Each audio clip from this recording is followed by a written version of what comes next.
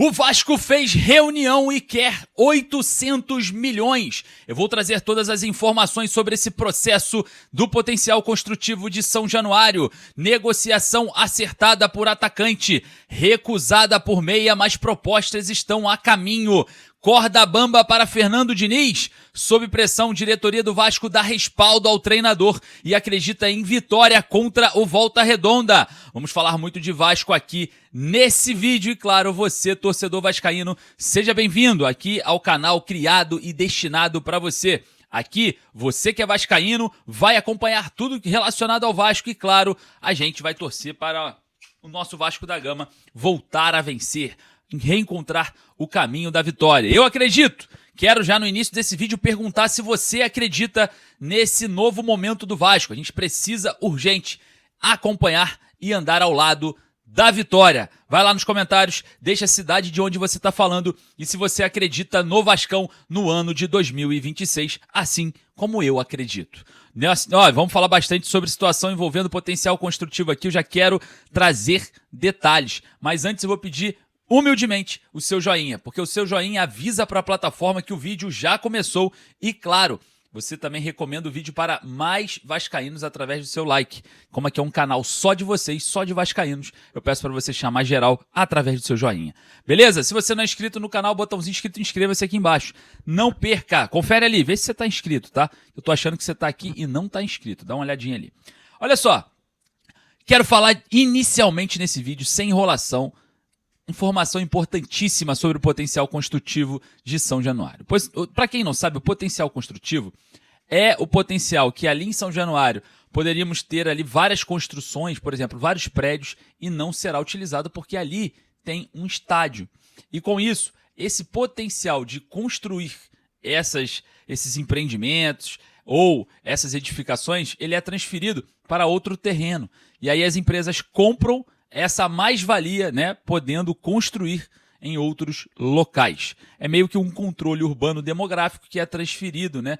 Tem uma porcentagem ali que você não vai usar nunca na sua vida, transfere para outro lugar e acaba valendo muita grana, porque você tem o direito de construir. Tá? Você compra o direito de construir. Para quem não sabe, vários lugares, em vários espaços, zoneamentos por cidades e através de um plano chamado plano diretor, você não pode construir de qualquer jeito em qualquer lugar. Tem lugar que você pode construir sua casa, tem lugar que você pode construir prédio até 3 andares, tem lugar que você pode construir prédio até 200 andares, enfim. Aí você tem esse potencial construtivo no local do seu terreno. E a prefeitura está fazendo a transferência para outro terreno, viabilizando aí novos empreendimentos, edificações, enfim. Então é basicamente isso que o Vasco vai vender.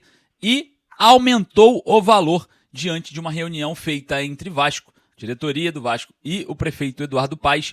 Primeiro, afastando a Sode Capital. A Sode Capital tinha assinado um memorando, né, que tinha um interesse prioritário na compra, né, do potencial construtivo, mas não exerceu. O Vasco esperou, não exerceu. E o que é a Sode Capital? Agora é carta fora do baralho. Exatamente, agora não temos mais a Sode Capital para fazer a compra do potencial construtivo, estimado em 500 milhões de reais. Agora, por conta dos reajustes, né, o Vasco acredita que esse valor vai subir para 800 milhões de reais. Pô, mas como assim, Lini? Que 300 milhões de diferença?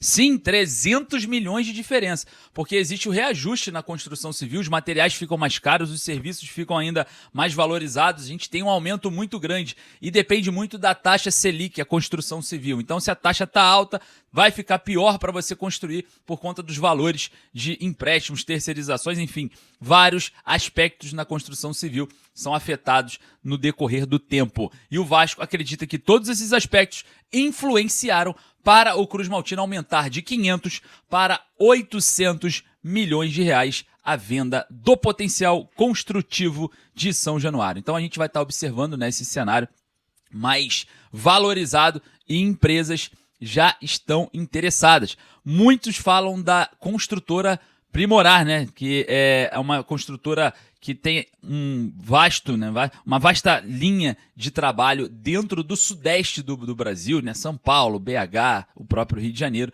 que é um grande potencial aí concorrente nesse momento. Mas o Vasco vai abrir concorrência para outras empresas. Eu estou de olho, vou trazer para você tudo em cima do lance. Lembrando que o vereador Pedro Duarte, que é ali um dos conselheiros, né, do Conselho Consultivo de São Januário, também está aqui como parceiro do nosso canal para a gente falar bastante sobre isso, de olho em todas as modificações e atualizando a gente o tempo inteiro. Beleza? Um abraço pro Pedro Duarte, grande vascaíno, vereador do Rio de Janeiro, nosso amigo aqui do canal.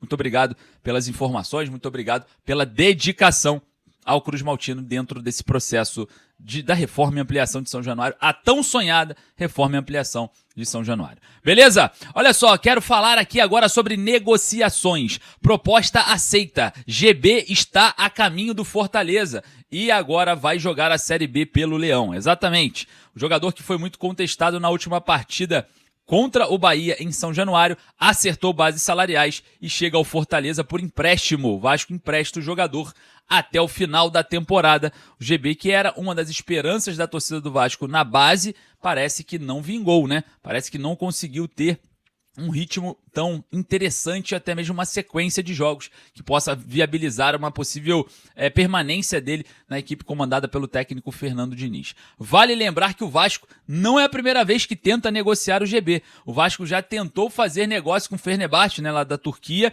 onde o Marcelo Santana viaja com o GB lá para a Europa, lá para a Turquia, e ele teoricamente, né, a gente não tem informações precisas porque existe um desencontro dessas notícias, que ele foi reprovado nos exames médicos lá do Fenerbahçe. Interessante que agora no Fortaleza vai fazer exames médicos que a gente vai ter agora uma nova avaliação, porque a gente tinha avaliação dos médicos do Vasco e dos médicos do Fenerbahçe. Agora a gente vai ver se os médicos do Fortaleza vão reprovar o GB em algo, tá? Vamos ficar de olho, porque essa informação também é muito importante a gente adquirir ela nas próximas horas, né? Que daqui a pouco o GB já está fazendo exames médicos. Olha só, o Vasco recusou uma proposta do CRB de empréstimo pelo Guilherme Estrela, o meia Guilherme Estrela, que também não vem tendo muitas oportunidades com o técnico Fernando Diniz. O Vasco acredita dentro do departamento de futebol que precisa dar rodagem a esse jogador, que esse jogador precisa urgente atuar, porque é jovem, promissor e precisa ter minutagem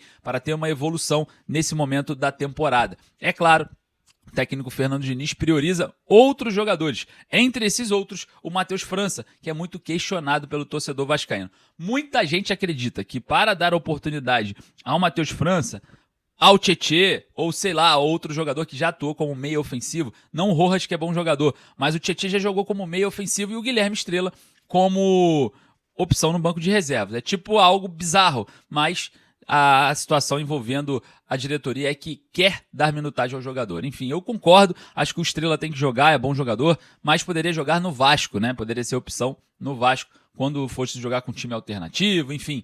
Acho que o Diniz aproveita pouco e aproveita mal o Guilherme Estrela. Mas a proposta foi recusada pelo CRB e a informação que chegou até a mim é que o CRB vai fazer uma nova proposta pelo Guilherme Estrela, uma nova proposta por empréstimo. A outra proposta era um empréstimo com opção de compra e com o Vasco pagando parte do salário. Então, o Vasco recusou a proposta ali no Guilherme Estrela. Vamos observar as próximas movimentações, que parece que o clube alagoano, o CRB, vai fazer mais propostas ao jogador. Olha só, informação importante também que eu quero trazer para vocês aqui é o jogo das cadeiras no Campeonato Brasileiro. É isso mesmo, hein? No Atlético Mineiro, o Jorge Sampaoli já foi demitido. A diretoria do Atlético Mineiro não perde tempo nesse momento da temporada, já viu que não ia dar certo o trabalho do Sampaoli e ó, tira de cena, já de uma vez, já corta o mal pela raiz no início da competição para não ter problemas no futuro.